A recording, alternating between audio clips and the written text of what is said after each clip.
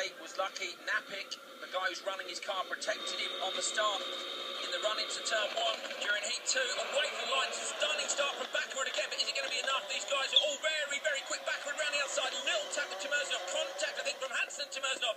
Backwards in the gravel, Timerzinov takes the lead. Out in front, and Hansen is right behind him. Our 2 championship leaders coming out that best backward up the inside. Very firm move on Hansen. Wonderful move. We should do that in Sweden. Contact there. Hansen came in to take his joke out. There's big contact with Loeb. Don't know if that's done any damage. We were on board with Loeb there, and Hansen came across. You can see, look how much curve they everything. No one's that's done why that. they put that marker there, but it hasn't lasted very long. They're going to need to put it back. Backward, you can see off the start on towards the outside, cut across the wall. Just cut a bit too much speed instead. He was in the gravel on the exit, which lost him some ground. But backwards looking really quick, going after Timerzinov now.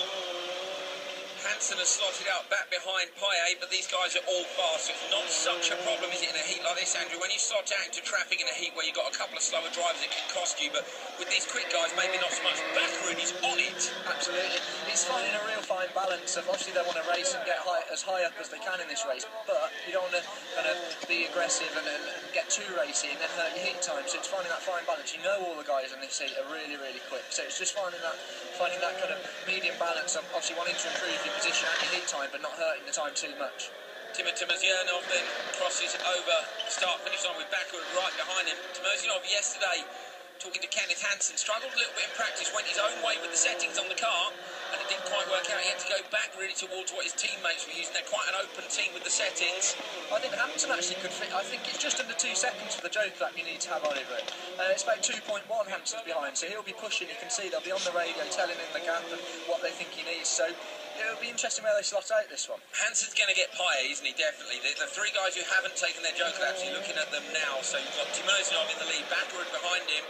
Different line there. Timerzinov sideways in the middle of the corner, straightens the exit up. Paye is behind, so last lap, these 3 guys are going to have to joker, and we know it's going to cost them a little bit of time. Has Timerzinov got enough of a gap to slot out in front of his championship rival Hansen? I think it's going to be really close. The last time we saw it when it was really close, it was 1.9, and he just did it. Hansen's 1.6 behind, so he'll be pushing like crazy now. And Timmy, well aware of the fact that he can be held up at the entry to the joker there when the driver has to brake. Hansen all the way around the outside, carrying loads of speed.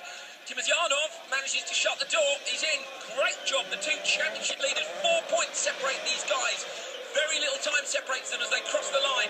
Timerzinov, Hansen, fantastic. Backward in 3rd. Loeb manages to make it up into 4th, and Paye down in 5th. So Paye there was the one who lost out with the joker laps, but great job by these 2 guys. We cannot separate Timerzinov and Hansen in the championship. We can't separate them on the track either, Andrew. They're very, very closely matched. You know, their cars, you say, they run an open team and set them. So start backward across, bit of contact which just pushed him wide. If it wasn't for that, it probably would have paid off for him. He ran in the gravel, ran a bit wide. And you can see here now on board with Loeb, Hansen comes across, big contact there. I think Loeb was going to go for the standard lap.